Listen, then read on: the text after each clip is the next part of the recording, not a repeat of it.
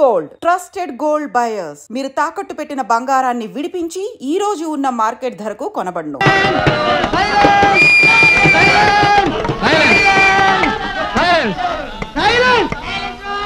ఎల్లుండి మీకు సినిమా చూపించబోతున్నాం. మీకు నచ్చిన సినిమా చూపించాలని మా ప్రయత్నం. మీరు కోరే సినిమా పేరు కాగితం పైన రాసి బుచ్చబ్బాయికి ఇవ్వండి. మెజారిటీ కోరిన సినిమా చూపిస్తాం. బుచ్చబ్బాయి, ఆ ఏర్పాటు చూడు. టానిక్ లాంటిది, ప్రీతి మనకు విస్కీ లాంటిది, ప్రీతి మన నరాలలో ఉన్న రక్తం లాంటిది, ప్రీతి మన ప్రాణం. ఇప్పుడు మీరందరూ క్వారీలోకి వెళుతున్నారు. అక్కడ రాళ్లు కొట్టినందుకు మీకు తగిన కూలి ఏ రోజుకా రోజు ఇవ్వబడుతుంది. సాయంకాలం 5 గంటలకు తిరిగి వస్తారు. ఈ రోజు రాత్రి మీకు ప్రీతి సినిమా చూపిస్తాం.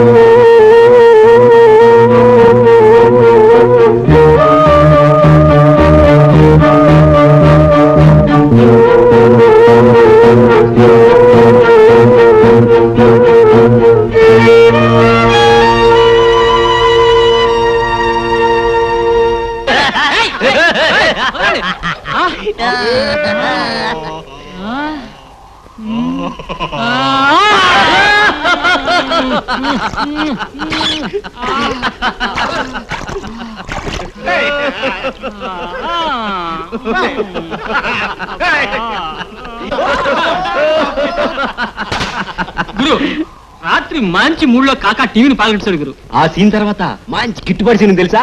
గిట్టుబాటు సీన్? అవునరా. ఆ తర్వాత సీన్ లో ప్రీతి ఇంత దాకా స్కర్ట్ వేసుకుని నీళ్లలోకి దూకి, అబ్బా పిచ్చ సెక్సీగా ఉందిరా.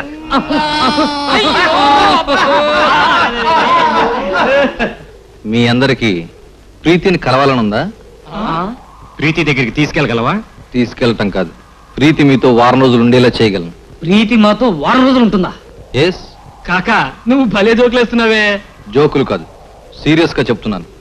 మీరు నలుగురు నేను చెప్పినట్టు చేస్తే 1 వారం ప్రీతి మనం చెప్పినట్టు చేస్తుంది. ఆ ఏర్పాటు నేను చేస్తాను, ఆలోచించుకోండి.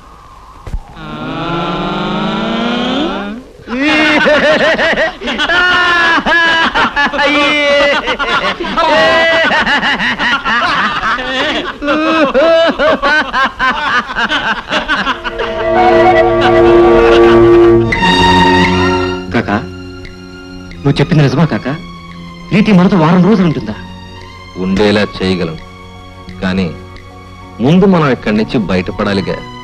కష్టపడితే ఎలాగల్లా బయటపడొచ్చు, కానీ ఆ తర్వాత నువ్వు ఇచ్చిన మాట నిలుపుకోకపోతే?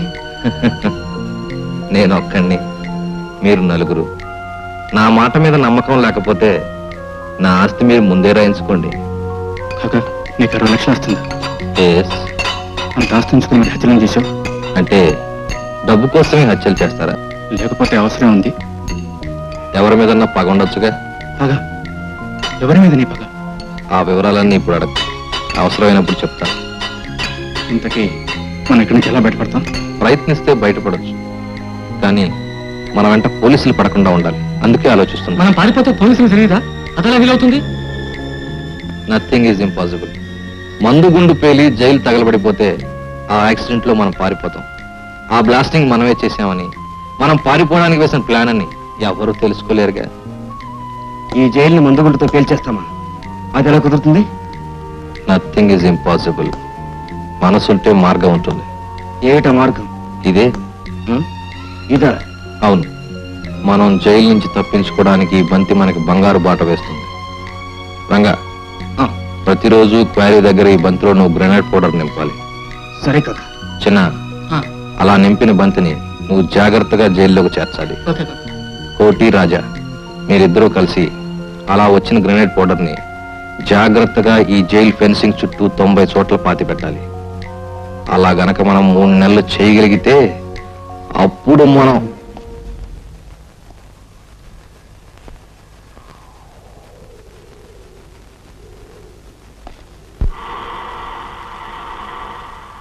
బయటపడ్డ మనం ప్రీతి ఇంటికి వెళ్తాం. అక్కడ ప్రీతిని తీసుకుని 1 వారం రోజులు మీకు నచ్చిన చోటుకి వెళ్తాం. అక్కడ మీరు, మీతో ప్రీతి. అంటే ప్రీతి మనకు వారం రోజులు కంపెనీ ఇస్తుంది అనమాట. వింటుంటే కలలా ఉంది. నిజంగా జరుగుతుందంటావా? మీరు సహకరిస్తే మిగిలిన పని నేను పూర్తి చేస్తా. మా పూర్తి సహకారం నీకుంది కాక. నువ్వేం చెప్పినా చేస్తాం. నిజం కాక, నీ ప్లాన్ వింటూ ఉంటేనే థ్రిల్లింగ్ గా ఉంది. అలాంటి థ్రిల్ కోసం చచ్చినా పర్వాలేదు. బ్రతుకుంటే ఈ లోకంలో ప్రీతిని కలుస్తాం, కాకుంటే పై లోకంలో రంపని కలుస్తాం. నువ్వు దూసుకెళ్ళిపో కాక. ధైర్య సాహసే ప్రీతి. ప్రొసీడ్ కాక, ప్రొసీడ్. అయితే రేపటి నుండే మన పని ప్రారంభిస్తున్నాం.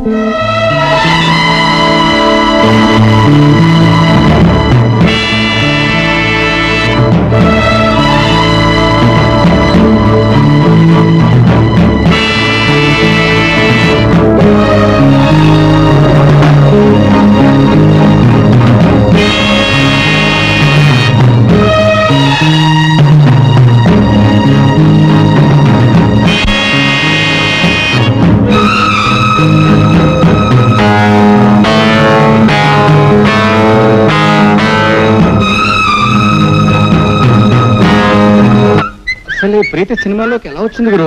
నేను చెప్తా గురు. కేంబ్రిడ్జ్ లో చదువుకున్న ప్రీతి డాక్టర్ కావాలనుకుని యాక్టర్ అయింది.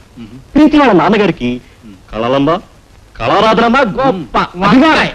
ప్రీతి కేంబ్రిడ్జ్ లో చదివిందా? టికెట్ లేకుండా సర్కార్ ఎక్కితే బేస్ నుంచి దింపేశారు. ఆ సంగతి తెలుసా? నువ్వు చెప్పే సినీ నటి ప్రీతి గురించేనా? అవును, ఆ పిల్ల గురించే. ఎలా రంగా? అసలు ఈ ప్రీతిది పిఠాపురం జిల్లా గురు. పిట్టపిట్టలాడే పిల్ల. దీని సుడి బాగుండి ఇది సినిమాలోకి వచ్చే టైంకి ఏ సినిమాలతో పాటు ఎక్స్ సినిమాలు వచ్చేసాయి. ఒక్క సెక్స్ సినిమాలతోనే టాప్ కెళ్ళాలనుకుంది. రెచ్చిపోయి బట్టలిప్పింది. దాంతో బండి గేర్లో పడింది. గొప్ప హీరోయిన్ అయిపోయి కూర్చుందంతే. ఇప్పుడు సినిమా 15 లక్షలు తీసుకుంటుంది తెలుసా? అవును గురు, మీ ప్రీతికి ఎవరో లవర్ ఉన్నట్టుగా. నువ్వు సరేలే, ఎవరో లాయరు. అదే అరుణ్ కుమార్ అని ప్రీతి లాయర్ ఫ్రెండ్. వాళ్ళిద్దరిది ఒకటే ఊరు.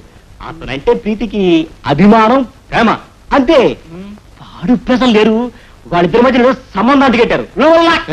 మనం ఇంతలా ఇక్కడ మాట్లాడుకుంటున్నాం. అసలు ఆ ప్రీతి ఎక్కడుందో, ఏం చేస్తూ ఉంటుందో. ఏంటి మేడం, నన్ను పిలిపించారట? What news? కాఫీ తీసుకోండి. అబ్బా, సస్పెన్స్ తో చంపకండి. ఎందుకు పిలిపించారో చెప్పండి. ఈ న్యూస్ ఎవరు రాశారు? ఓహ్ ఇదా. ఇలాంటి ఆర్ట్ న్యూస్ ఇంకెవరు రాస్తారు మేడం? నేనే రాశా. చదివారా? ఎలా ఉంది? నేను మహేంద్ర సింగపూర్ లో షికార్లు కొట్టావా? మమ్మల్ని వాళ్ళ ఆవిడ హోటల్లో పట్టుకుందా? మహేంద్ర సింగపూర్ లో ఉన్నప్పుడు నేను అక్కడ లేను. ఆ సంగతి మీకు తెలుసా? కానీ ఓ నిజం తెలుసా అండి? మేం రాసిన జనం నమ్మేస్తారు. ఈ రోజున మహేంద్ర మీరు టాప్ హీరో హీరోయిన్లు. మీ ఇద్దరి గురించి ఓ చిన్న కనెక్షన్ కలిపి రాసేమనుకోండి, కసెక్కిన జనం మీ సినిమాలు విరగబడి చూసేస్తారు. మీ పాపులారిటీ టాప్కి వెళ్ళిపోతుంది. Is it? మరి జర్నలిస్ట్ గా మీకు పాపులారిటీ అవసరమేమో. భలేవారండి, తప్పకుండా కావాలి. మీ భార్య పక్కింటి వాడితో కనెక్షన్ పెట్టుకుందని మీరే రాసుకుంటే మీ పేటంతా చాలా గొప్పగా చెప్పుకుంటారు. మీకు పాపులారిటీ పెరుగుతుంది. ఏమంటారు? ఏంటి మేడం పిచ్చి పిచ్చిగా మాట్లాడుతున్నారు? ఏ మీ భార్య నసరికి మీకు అంత రోషం పుడుచుకొచ్చిందా?